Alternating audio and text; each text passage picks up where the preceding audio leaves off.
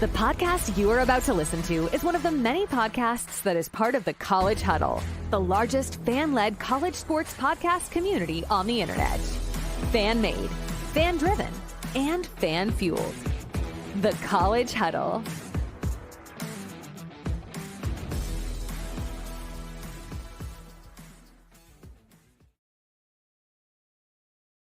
Whoa, he has trouble with the snap, and the ball is free! Okay, next question. I'm a horse football coach right now. You know, I got shoved up. I got shoved. We are 25 days until Michigan kicks off. Ladies and gentlemen, welcome to the Spartan Savants. It's Nicky here, season 2, joined with my two esteemed colleagues, Trav and Willie. How's it going today, Willie? Oh man, it's well. First off, it's great to be back on the airwaves with you two. I've missed you two. Missed doing the show. But of course, it's about the time of year where I'm getting that itch for football. I'm ready to go. Like you said, 25 days out. So close. Obviously, we got preseason getting going, but I know all three of us are itching to see what the Spartans can do with the new coach and then a lot of new faces, which we'll get into. But happy to be back with you two, and just can't tell you how excited I am for the season to get going. Hell yeah! How are you, Vess?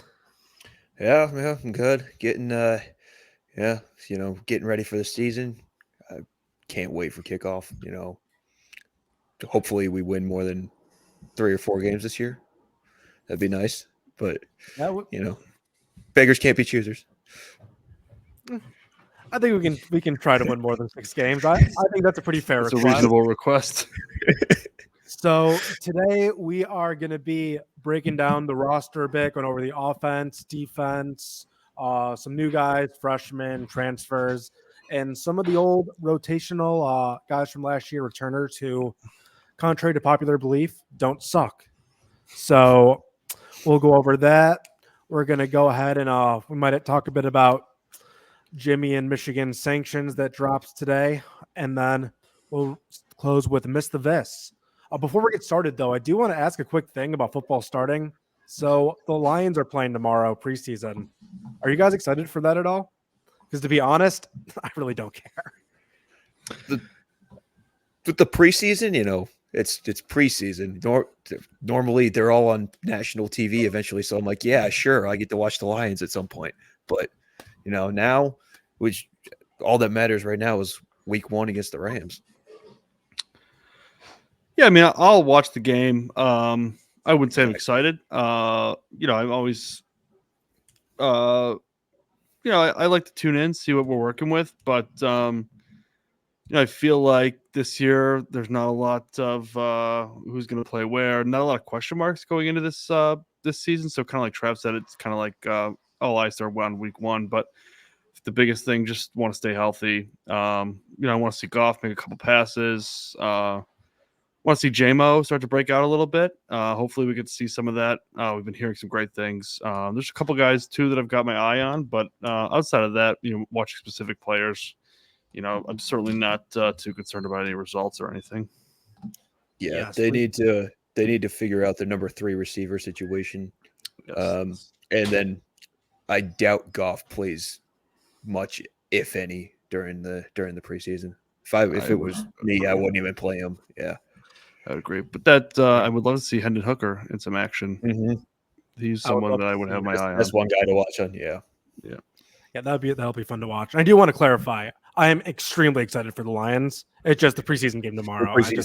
Yeah. I'm a first drive, and then we can do something. We can wait till week 1.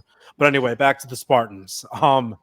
So I was going to just start off talking a bit about our offense. So Travis, any guys you have your eye on, or just anything about the offense generally think is important for our viewers to know? Well, I mean, obviously we've got Aiden Childs coming in. Everybody's looking at that, and then starting quarterback. You got the 2 running back tandem now. There's huge turnover in the running back room, but you still have Nate Carter there. And then you add in a guy in Lynch Adams who ran for 1,500 yards for UMass last year. I mean, that's an accomplishment anywhere, but it's definitely an accomplishment when you do it for UMass. And then you're just looking at who could step up at receiver. You got Gates Jr. sitting out there, Foster. They've been talking a lot about Parachek at tight end, so those tight ends should be better. Hopefully, what I really want to see is how the offensive line shapes out, because that has been abysmal for the past couple of years. Luckily, with Child's mobile ability, you could probably get around it, but you only really know who two of the starters are right now. So I'll be looking out to see how they do and how that shuffling works throughout the season. Definitely. Will, you got any thoughts? Yeah, I think Trav hit the nail on the head with the offensive line. You look at the names: Brandon Baldwin, senior; Luke Newman, senior; Tanner Miller, senior; Christian Phillips, redshirt sophomore; Ashton Lepo, redshirt sophomore. So as the group as a whole, when you look at each individual player, there's definitely some experience. What they don't have is experience playing together. And I don't know if that's going to take some time. Hopefully, in camp they've been working through that. But I'm a big believer, especially in the Big Ten, especially with the kind of offense we presume Jonathan Smith wants to play. You're going to go as far as the offensive line will take you. And the quarterback and receivers are a huge part. But if you can't block up front, you're going to have trouble running the ball. And as we saw last year, it's going to cause a lot of problems on the offensive side. Specifically when you don't have a lot of those, superstar receivers. I'm talking about Keon Coleman. What's the other guy I'm drawing a blank on? Jaden Reed. Yeah, Jaden Reed. That aren't going to create separation or aren't necessarily playmakers on their own. But I think the offensive line is the biggest thing to watch here. The receiver room is a little light. Montori Foster, I think, is probably the leader in the room there. Jerron Glover, I think, has some signs of being a good player. And we've seen some flash from Antonio Gates Jr., but not too much. Obviously, you have Nick Marsh, and we'll get to him as new impact players, not to jump too far ahead. But, the receiver room is another one to keep an eye on. I think the running back room is pretty much set. I think I like what we have there. I don't have too many question marks. Same thing on the tight end side. But my biggest thing is just that offensive line, how they're going to gel together, because I think that's really where we're going to need to excel on the offensive side. Agreed. I think one thing with our run game too in the offensive line is last year, Nate Carter was essentially our entire offense. I can't even remember who we had. Jalen Berger. We had QBs who just were not even close to being good. I feel like having Kerryon Lynch Adams, he will take so much off Nate Carter that he'll be much more effective. And I just think two backs who just are taking absorbing hits, so it should positively impact the offensive line. Just they might be able to, just be a little bit better there when we have guys running farther, not just getting 2 yards every game, every drive. And obviously, you got to think Childs will be better than Caton Hauser and Noah Kim. Yeah, and Willie made a great point about the passing game. The quarterbacks and the receivers need time to get open and get on the same page. Our quarterbacks didn't really have time to sit in the pocket and wait for guys to get open. And we don't really have the guys in the receiver room, at least that we've seen on the field, that can create separation with their speed alone. So that's going to have to be part of the scheming in the offense. And so, that's another reason why the offensive line is going to be a huge part of this team. Yeah, one thing I do think that we got to mention that is going to be it has to be an improvement. No more Jay Johnson. Yep, we win. It's not one win. I think Iowa's the only team that has a better upgrade, just because they don't have to watch. They were worse than us. True. Technically, yeah. Yeah, from a play calling perspective, I just think overall offensively, I think this team will have an identity. I think it'll be clear what they're trying to do. They'll have a clear identity is really the best term I can use in terms of what they're doing, what their goal is, what they want to do. Setting plays up. So much of the time last year, I just feel like random plays were being called and lots of shotgun run plays with long delays in the backfield. I'm hoping that we can get away from that as we move into this new coaching staff. Yeah, and it was like they didn't really look at their opponents. They were just calling the same stuff all the time, try to see what worked. Yeah, very one-dimensional. Mm-hmm. It was, just basically explosive play or 3 and out. Right. Yep. And I think Jonathan Smith, we haven't even mentioned the tight ends yet. Like that might be one of our biggest strengths. I think that's Belling. That's one of the most improved areas for sure. I mean, we won't have a former kicker playing the second tight end spot. I mean, that's a win right there. Yeah, that's true. Yeah, between Parachek and Velling, I mean, Velling, I think that was a huge get in the portal. You look at the success he had at Oregon State, and just coming in, knowing the offense, having a tight end and a quarterback that both know the system, I think bodes well for both Childs and Velling. Yeah, and I think I've mentioned this a couple times in previous shows, but Velling's much more, at least from what I've seen, looks much more fluid than Malik Carr did. So that'd be a nice dimension to add to our offense. A little tight end that actually moves instead of just a big hulking guy. I mean, everything they threw his way was basically throwing up a 50-50 ball. So it'd be nice to have somebody that can actually get open in that spot. Yep.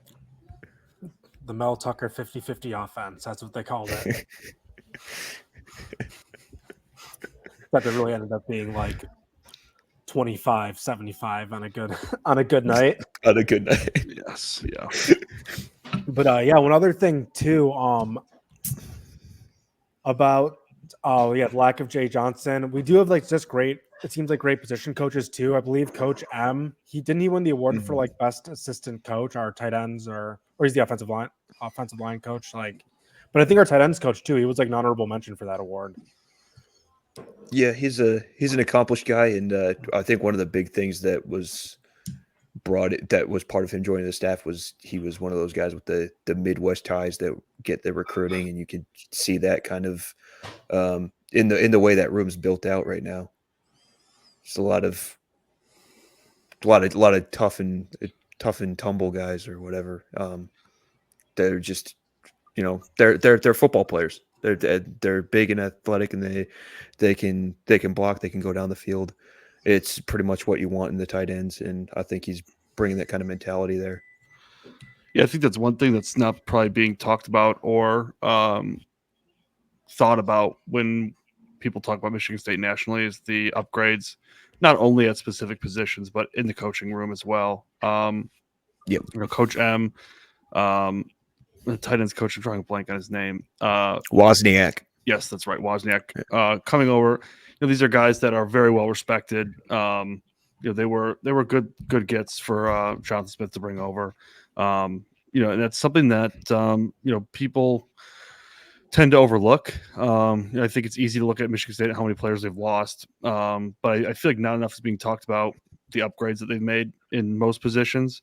Tight end and offensive line being one as well. It's easy to focus on all that's going out, but I feel like not enough is being talked about.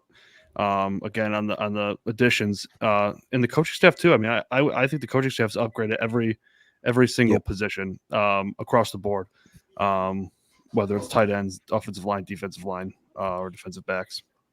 Yeah, don't forget the quarterback spot too, though. Even not even just Childs, but the backup quarterback Schuster is an accomplished FCS quarterback, so that could come in handy if, God forbid, we have to turn to him. No question. We have some kind of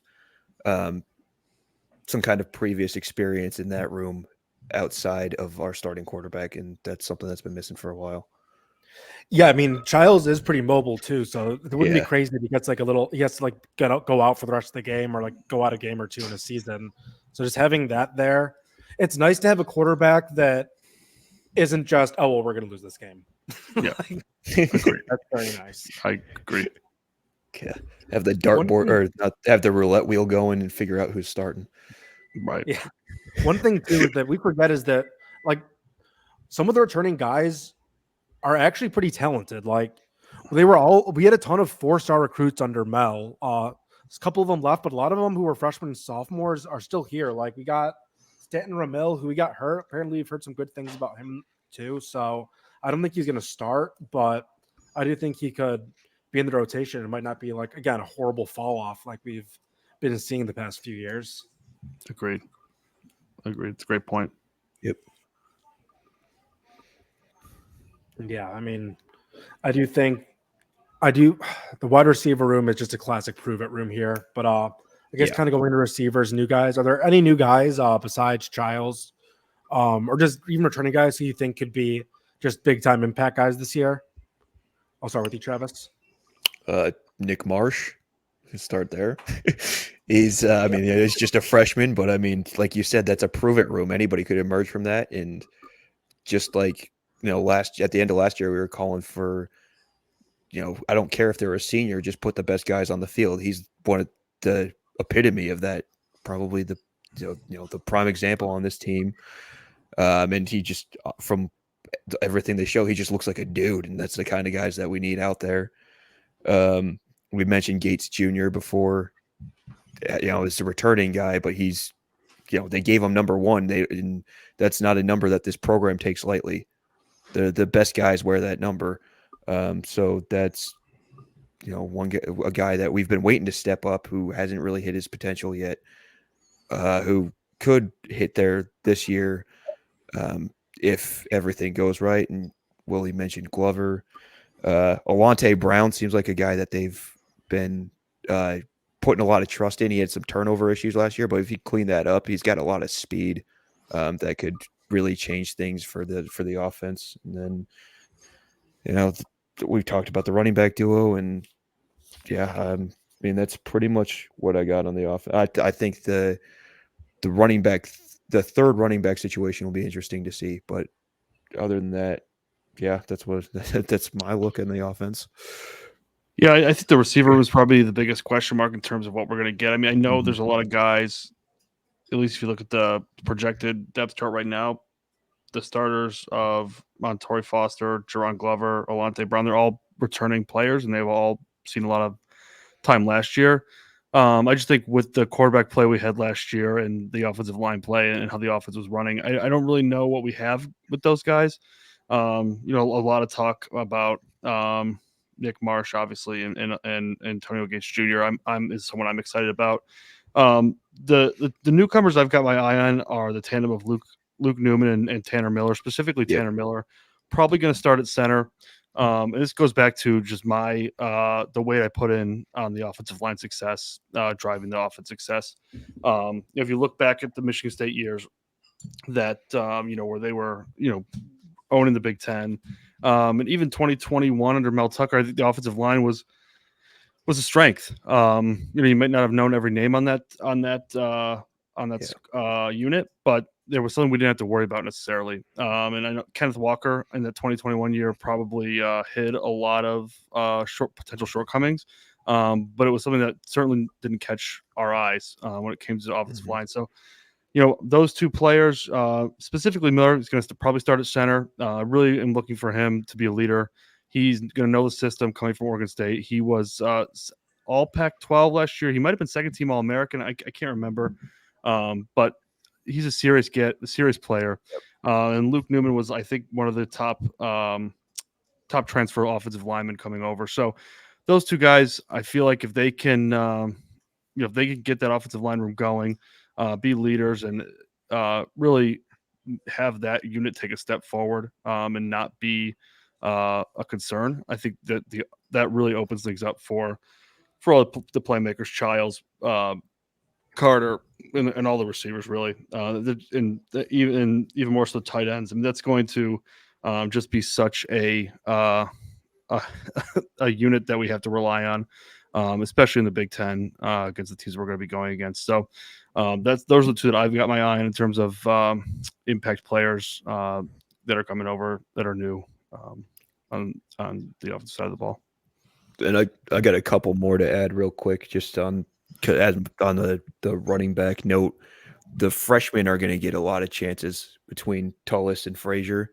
with no third guy there. So No question. those guys are guys that could impact too. Hollis looked really good in the spring game Yes, Yep. he did. Yes, he did. from the highlights. From the highlights. Yeah, you never know how much to take away from a spring game, but I haven't seen a running back, let alone a freshman running back, perform that well for them in a while. Definitely. You guys want to move on to the defense or anything else on the offense? No, I think breakout under the radar prediction. I think we've probably all kind of hit on that already. So yeah, let's move over to defense. All right. So again, Travis, let's start here. What are some thoughts on the defense as a whole? Yeah, I mean, well, it's obviously been a problem for us the past few years that secondary has been terrible and torn apart. Didn't really get a ton of pressure on opposing quarterbacks, and obviously we've had a lot of shuffling on the defensive line, especially at that D tackle spot with Harmon and Barrow going out, transferring out. Strengths, obviously, the linebackers where probably could go 6, 7, 8 guys deep, which is crazy, but there's a lot of guys in there, especially transfers. All have different skill sets. So, yeah, I'm looking forward. I think, like we said with the receivers position, I think that D-line is going to be a prove-it position group this year, especially with the scheme change. And then I think we've added some good guys to combine with our returning guys in the secondary that should make it a little better than it has been, at least. And that's what we should be hoping for, at least. Yeah, when I look at the defense, I think it's one of those things. Like, my entire mindset is, how can it be worse? I mean, we talked about it quite a bit, last year and even the year before. Really the past 3 years is just the amount of times that there were players just wide open running down the middle of the field or, on the sidelines with nobody near them. It's one of those, I just can't imagine how it gets any worse. I think Trav hit the nail on the head. The defensive line is a bit of a toss-up. There's been a lot of turnover there. We lost probably 2 of our better players on the defensive line. And I think there's no way around that. That's definitely a hit to the team. But when you look at who they replaced them with, I mean, I think that there's some workable players there. In the defensive backfield, for what it's worth, they looked to get better as the season went on last year. And I think they're bringing back some good names there. We look at the defensive backs, and adding a corner in Ed Woods, I think, is certainly going to help out as well. But I like the rolling with, Dylan Tatum, Malik Spencer. I like both those names. I think that they'll be all right.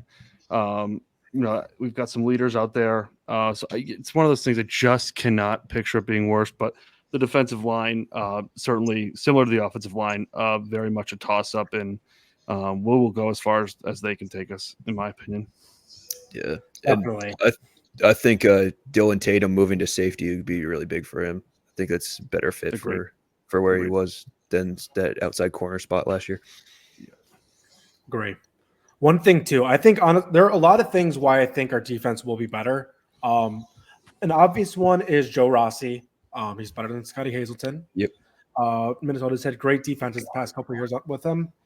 Another thing is that I think having the lack of Jay Johnson and just having better QB play and just someone to take the load off of Nick Carter as much, and having that, we'll have more third downs, so we'll have the defense on the field less, so they won't be gassed by the fourth quarter. Because I mean, we lose so many games in the fourth quarter last year. Like if Rutgers, Iowa, like maybe if they aren't as tired, they would have won those games. Yeah. Who knows? Yeah, that Rutgers game especially, because the defense was on the field for like the entire fourth quarter. Yeah. Yep, that's a great point. And we got and the players, because obviously our defense got a little bit better throughout the year. Besides Harmon and Barrow, who it is really hard to say they weren't our 2 best players by a pretty big long shot last year. The 3 best that I can think of were Jordan Hall, Jalen Thompson, and Chance Rucker, who were all true freshmen. So we retained all of them. I guess Jaden Mangum, but I mean, he went to Michigan. Like, I don't think we want that guy. Like, I do not consider that a loss. I'm glad that we got Malik Spencer instead of Jaden Mangum. But I mean, you got to think everybody's so young. Like that sophomore step's got to make somewhat of a difference with better coaching as well. But it just seems like a lot of guys in the defense too. It seems like more of the leaders of the team are on defense right now. Might just be because they're older, like Maverick Hansen. Chris Bogle apparently has been a huge leader in the room. That might not be a good sign. But of the younger guys, Dylan Tatum, Jordan Hall, they're going to be huge for us. Big time leaders. Agreed. So Agreed. I think that's big. I do think Ed Woods is going to be like a godsend for us. He was I didn't realize how good he was. Like he was one of the top guys in the transfer. Yeah. Oh yeah. Yeah. That's another thing where I think the people who nationally speak about Michigan State they're overlooking this a little bit. When you look at the players we've added, I mean, people are speaking very highly of Jordan Turner, and also of Wayne Matthews. Again, I feel like everyone's just focusing on who we lost, and it's easy to look at someone transferring to Michigan, a starter transferring to Michigan, saying, "Oh, Michigan State must be terrible." But when you look at the players that we're adding, it's not like we're adding nobodies. People that we're adding are being very highly spoken of. So again, it's a unit that I can't imagine being much worse, especially with guys like Jordan Hall, Tatum Jr., Malik Spencer, Chance Rucker getting a year under their belt, another summer of coaching, another fall camp of coaching. And with the defensive line, it's just we'll see. I really don't know what we've got there. Depth certainly not going to be the strength of the defensive line, unlike the linebacker room. But it's a group that we have added players, and I don't think that the players they've added are nobodies either. So Daquan Dowse, Quandarius Dunnigan, Quindarius. Quindarius Dunnigan. I think these are serviceable players. I don't think that they're going to come in and be terrible. So again, I don't totally know what we have there, but I'm excited to find out. One thing too, I just realized is we didn't even mention Cal Halliday. We mentioned the linebackers as a whole. But we didn't really mention anybody individually. Jordan Turner, Matthews, Halliday. But he was the guy who we'd always bring up as like, oh yeah, he's our guy. Like he's the guy we're recruiting. He's and he's just kind of like he's not an afterthought, but like we have other guys who we can bring up too. I think that shows that what the talent has gone up in the room. Because again, a lot of these guys were pretty talented. Like they're 4-star recruits. Yep. Yeah. And Halliday's been our leading tackler the past 3 years, even though last year was his bad year. But then you get reports in the spring that he's in better shape. He's quicker. I mean, I'll sign up for that. Sure. Fine. Yeah. I agree. It's so crazy. Some of these guys like Maverick Hansen and Cal too have both been like around 4 coaches. That's crazy. Sad a little bit, but yeah. Well, I mean, I guess Mel and Harlan program for one. So they've gone through. This is their 3rd era of Spartan football in 5 years. Hats off to them. And now they will be the ones who get us back to our glory. That's right. Run it back. Who are some Who are some impact players that you think for this year in defense? Well, you want impact or you want under the radar? Those are 2 very different things. Why not both? Okay. Well, I'll go impact. Obviously, you got Halliday, Hall, Turner, Matthews, basically the entire linebacker group. Spencer, I think. What's it called? I'm drawing it like Ed Woods is going to be an impact player. I think Jeremiah Hughes is going to be an impact player, not necessarily a starter, but a depth guy, the guy they brought in from LSU. Eventually start, but they probably got some guys ahead of him. Tatum, Spencer. On the defensive line, I think that the switch in the defensive scheme to have like a standing rush end instead of the guy hand in the dirt, that could help Chris Bogle a little bit, be a little bit more like what he was playing in Florida. And then we haven't talked about Jalen Thompson or Ken Talley yet. Those were our starting defensive ends at the end of last year. Both seem to have bought in pretty good and have a lot of potential. And then a lot of talk about Alex Van Summeren on the defensive line at the D tackle. His brother was obviously one of our top linebackers of the Mel Tucker era. So, if we can, and Alex himself was a 4-star recruit, big time recruit. So if we can finally get something out of him like we've been expecting all along, that'd be great. And yeah, I think my under the radar players would be those defensive tackles. You got Van Summeren, you got the big worm, Jalen Satchel, big worm. Forgot about Big Dub. So there's a lot of guys there that could contribute. We just don't have the sample size yet in college football games to really know what we're getting out of them. But yeah, and obviously, I think Justin Denson, the freshman corner, is also a good under the radar guy to look at too. Cannot believe that guy ended up on our team. That wasn't surprising. I still don't. I still don't like. I'm not going to believe it until I see him. Something good happened for us. What? Yeah, I mean, Trav pretty much named the entire defense for impact. So I think Ed Woods probably is the guy that I think is gonna have a huge impact. I mean, a talented player coming over to defensive backfield that could really use some experience and some talent. Under the radar, I'll go Jalen Thompson. Probably not as under the radar as maybe others, but right now it has him second on the 2 deep behind Dunnigan. But I think I really liked what we saw out of him the last couple weeks of last year. I think he's poised for to make a pretty big impact this year as a kind of an under the radar type player. Definitely, I think. I will say that the guys that I named are all guys that need to have an impact. I don't know if they're. I guess that I don't know if you would consider all of them impact players, but if they're all impact players, that's awesome. that would be great. I got caught rambling about how they need to guys that need to step up. I guess was what more I was approaching that. Definitely.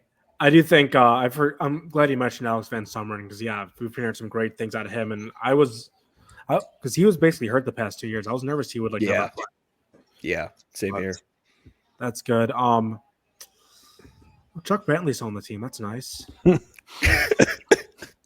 He's gotten very familiar with how the transfer portal works. He's had his moment already. Let somebody else get a shot.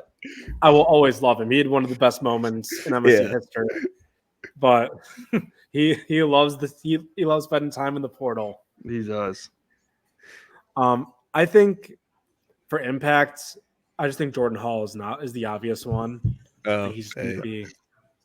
We're stupid for not saying that.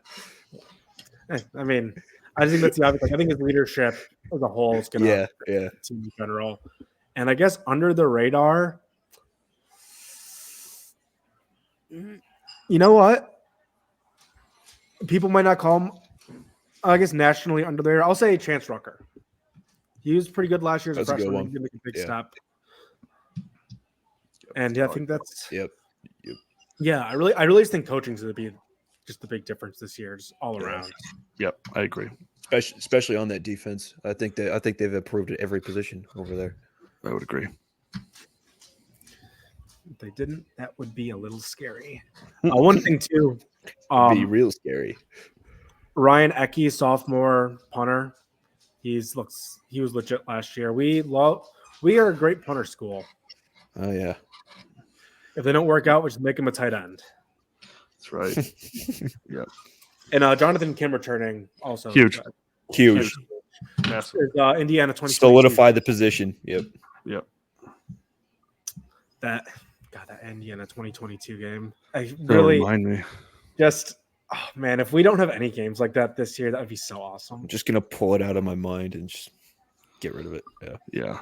That was a scary one. Like, just imagine if we lose to Ohio State by like 14. How awesome that'll be. Yeah, that'd be a good start. That's where we are now. But Only 14. it'd be awesome. But I guess besides that, is there anything else on the defense that we didn't talk about? No, I feel like we covered everybody. Yeah, you're welcome. So, I think if that's the case, it might be time to have a little bit of fun here. So some things came out about James Harbaugh, the former coach of the Michigan Wolverines. The NCAA, they dropped their sanctions for his recruiting violation over COVID. This isn't the Connor Stallions thing. It's completely different. It's when they broke the COVID violations to get J.J. McCarthy on campus and some other recruits as well. Or also known as a cheeseburger. I just think it's tough to know where to go with this because I could go on for hours. I think you guys probably all could too. Just, I guess, like, what do you think? Let's start with Winston here. What do you think should happen? What do you think will happen? Well, I think taking the Connor Stallions things aside, do you want Connor Stallions thing or no? We can go back to that. But I think just looking at this whole cheeseburger incident, like, I guess, I don't know. It's like, it sounds to me like the issue necessarily wasn't what they did, but it was how they handled the investigation. They didn't want to cooperate. And then you had coaches telling players to delete texts or what. I don't even know. Sometimes I feel like I'm just combining everything. I don't even know what's part of what and what's part of the other now. But it sounds like they didn't want to cooperate, and I think that starts from head coach down, maybe even athletic director down. At this point, Harbaugh's gone. He's got the whole show cause thing now that if he ever comes back to college football between now and 2028, he'll be suspended for a whole season. That's basically his third suspension in a span of 12 months. Yep. There's an obvious disregard for doing the right thing or following the rules within this program. I don't know if they've gotten it all out now. All I know is the head coach now, Sherrone Moore, was part of Jim Harbaugh's staff when all this was going on. So I would like to see the team experience some of this punishment. The coaches that are still there have to deal with this. I mean, it's easy now to just, if Harbaugh's the only guy that really gets the punishment, I mean, he's got an $80 million contract with the Chargers. This is nothing to him or the program. So, this whole thing, I didn't even know recruiting violations were still a thing, to be honest, with NIL.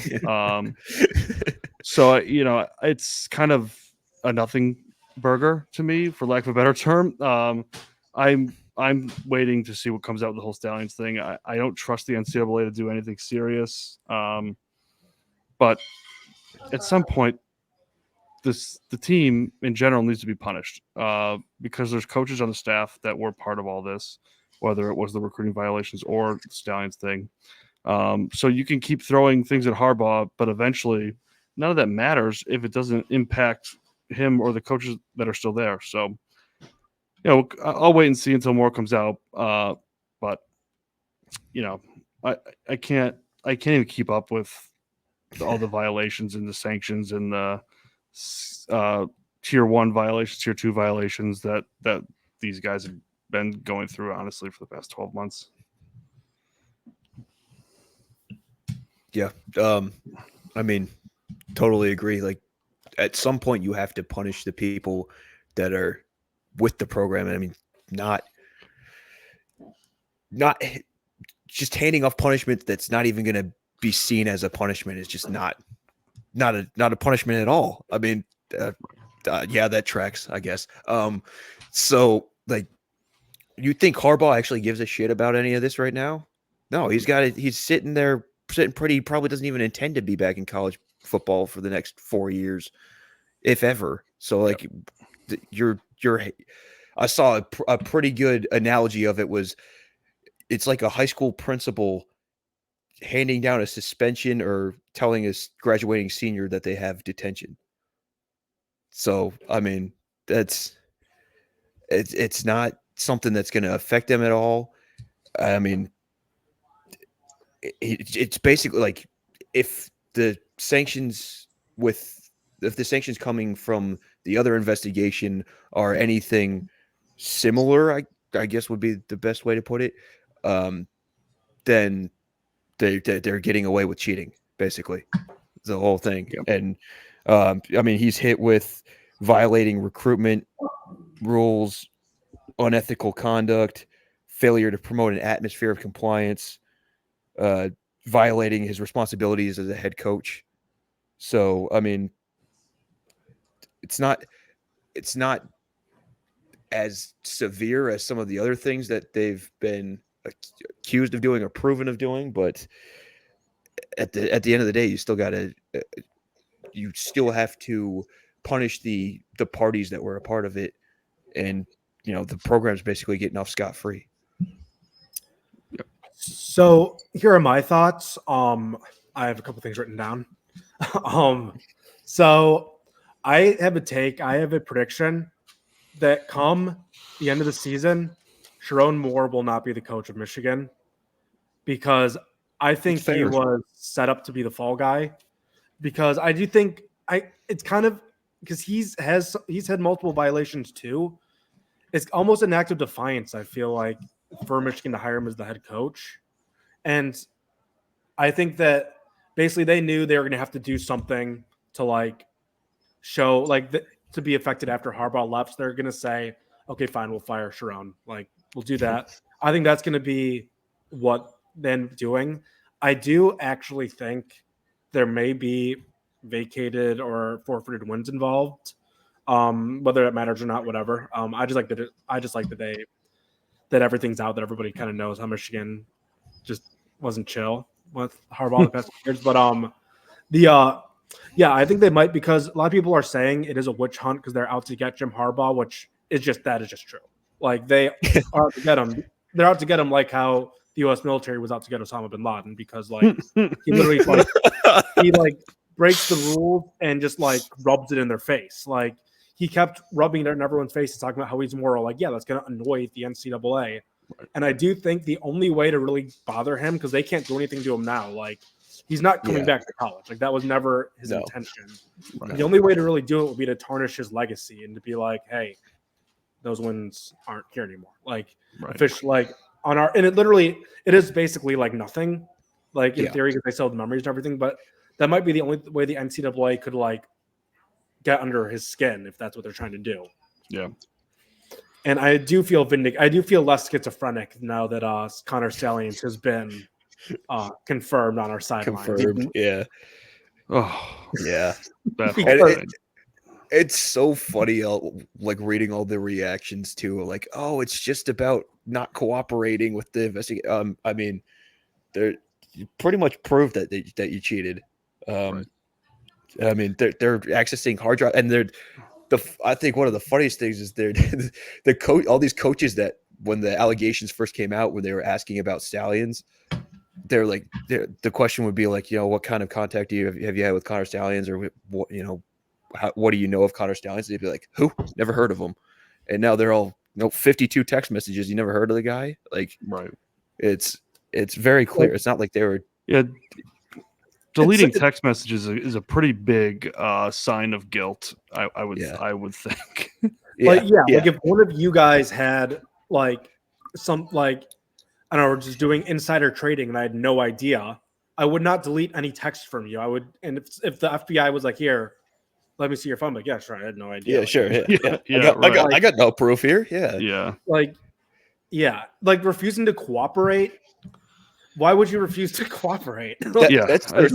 That's their smallest issue now too. That just goes back to where I think from the top down, they obviously don't have a respect for the rules or the NCAA. Mm-hmm.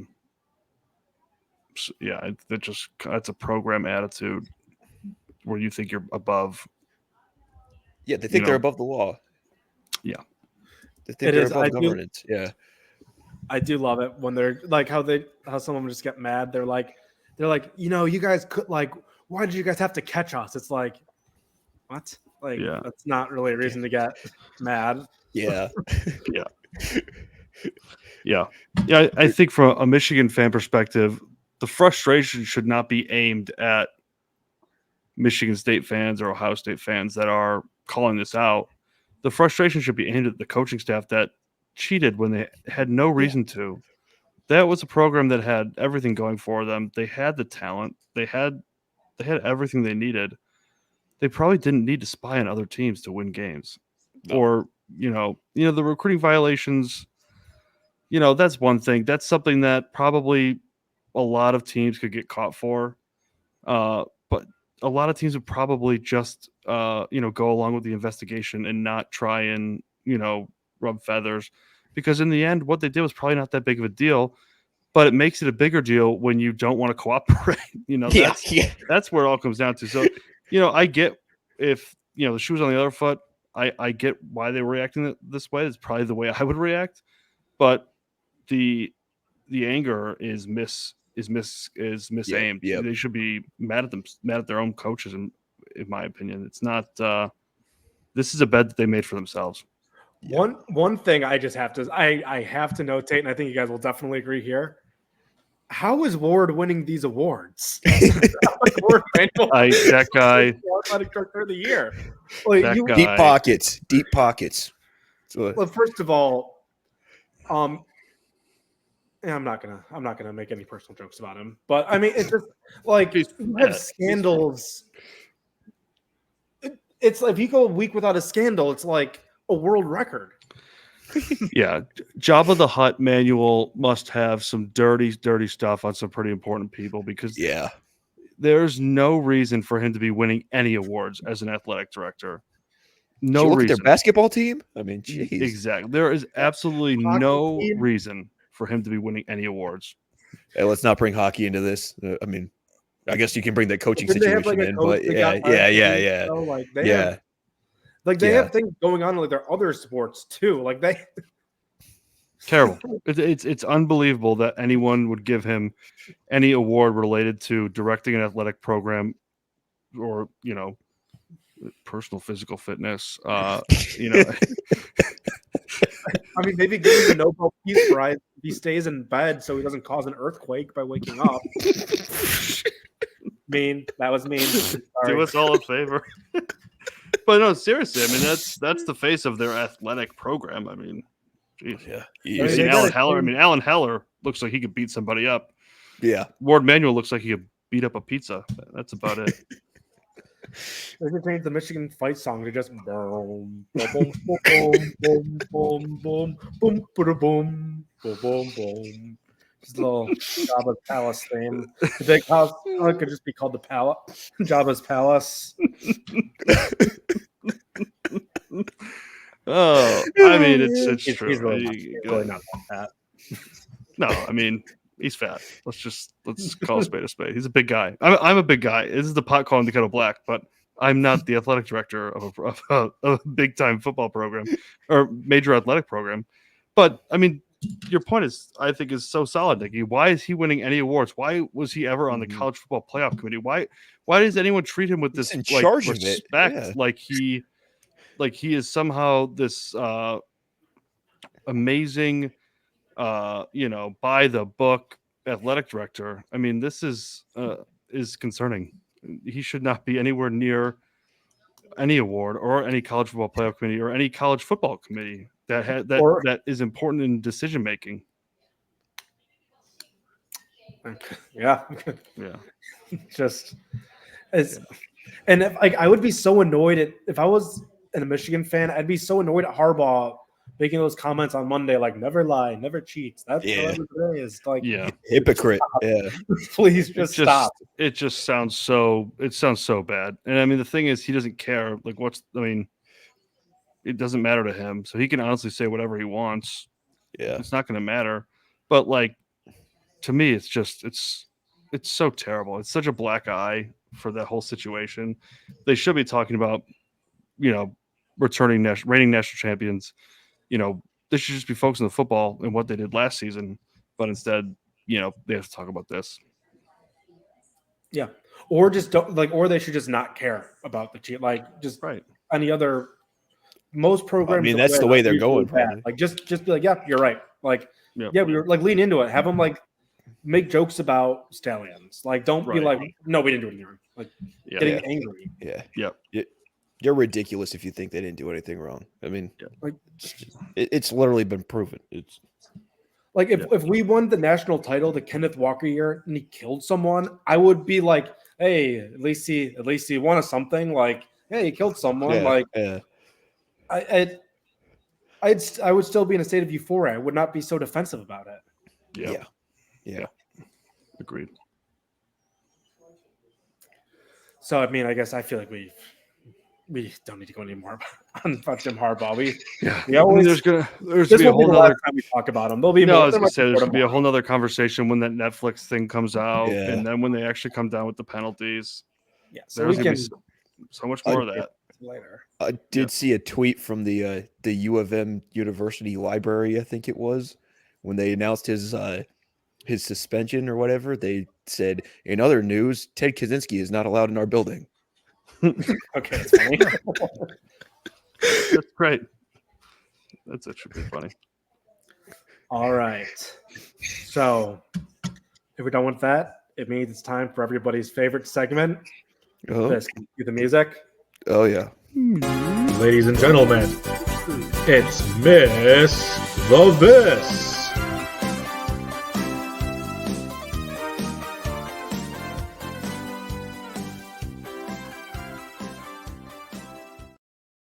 That's great. That was good. That's the first time I've seen that. That's good. Oh, I haven't showed you that one yet. I don't know. I thought I showed both of you that a while ago. Yeah, That was good. it's the first time we've gotten to use it. That's great. All right. So for the new season with the transfer portal, I thought it would be a nice quiz on some new faces in new locations. So what I'm going to do, Travis, I'm going to name the player, the school they were at, and tell me where they are now. And they're all people that transferred this year. And there will be a bonus round with a different topic right after that we can get into. But right now, How many we got? it's 10 or 11. Okay. So, first one, the number one player in the portal, the Alabama player Caleb Downs. Where is he now? Oh shit. I know this one. This is gonna kill me because I'm not up to speed with any of this. Caleb Downs. Yeah, This is not good. Ohio State University. Okay. Yeah. Next one, Walter Nolan. He's the number two player in the portal. Mm-hmm. He was at Texas A&M. Yeah, that's what I was gonna say. He was at A&M. I feel like I remember something about Auburn there. I don't know. This is not a good. This is not a good category, Nicky. I'm gonna miss all of these. Is that your final answer? Sure. It's Ole Miss. Okay. So I knew it was one of those SEC ones. Yeah. See, this is gonna be something we're gonna have to cut from the episode. Next one. Oh, dude, it's not publishable if I'm getting all of them wrong. Sure it is. Caden Like a Proctor. Fucking moron. Look like a Caden fucking Proctor moron. of Alabama. Where did he transfer? Well, he at entered the one transfer point it was portal. Iowa, but he kept going back and forth. But I'm gonna go. That's right, Iowa. baby. Yeah, Back I at know that Bama. one. Yeah. That's right. Next one was one of the top quarterbacks. I'll give you a gimme. Aiden Childs from Oregon State. Oh, gee, I don't know. Michigan State. Yeah. All right. Next one from Washington State, the other Pac-2 school, Cam Ward. Where did he end up? He is at Miami. That's right. Yes. And now I believe he was a true freshman 5-star quarterback, Brock Vandergriff from Georgia. Where is he now? Ooh.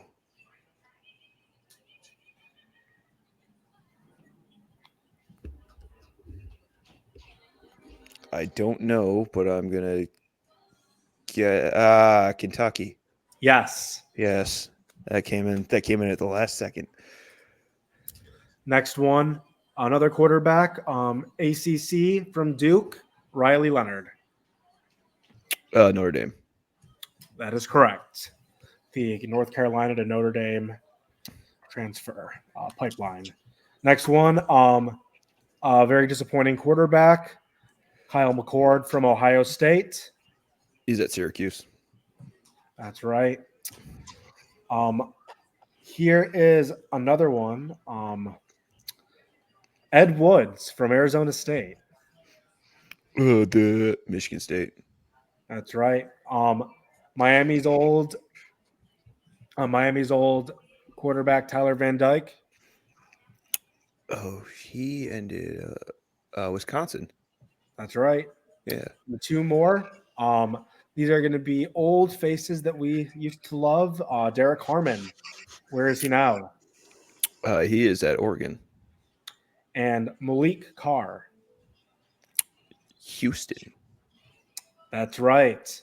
So you only got the first two wrong. Yeah, I only was missed gonna two. say. Yeah. It wasn't starting out very well. It was hey, only matters how you finish. That's Yeah. And now I have I'm a one finisher. bonus. I have one bonus round question or topic. Is very topical. It is NCAA violations. There are two questions. The first one: what school had a bowl ban in the year 2012 and had their 2010 season vacated, including their Sugar Bowl victory, due to players getting tattoos? Oh, Ohio State. That's correct.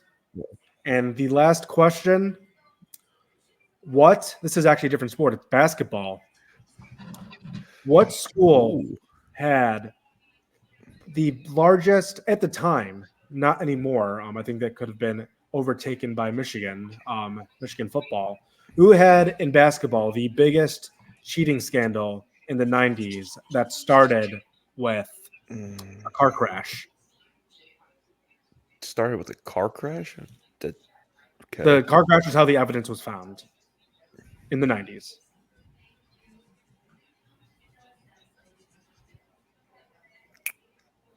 Oh shit, who did he coach? Was it UNLV? No. I'm sure. Fun fact, one of the players in the car was Mateen Cleaves on a recruiting visit to Michigan. It is the Fab Five. Okay. The school That with one. the largest. I was thinking a completely different coach. Gotcha. Largest coaching the largest cheating scandal in sports until Michigan took him over again. Yeah. Largest cheating scandal in sports. Well, this year. that's you did well throwing me off there. Michigan took them over. Yeah. Took over themselves. Dude. Dirty people. Yeah. That made me think it wasn't Michigan when you said they took them over. People. Yeah. I was between Michigan and UNLV, and you said they took over Michigan. So You're Michigan, pure evil.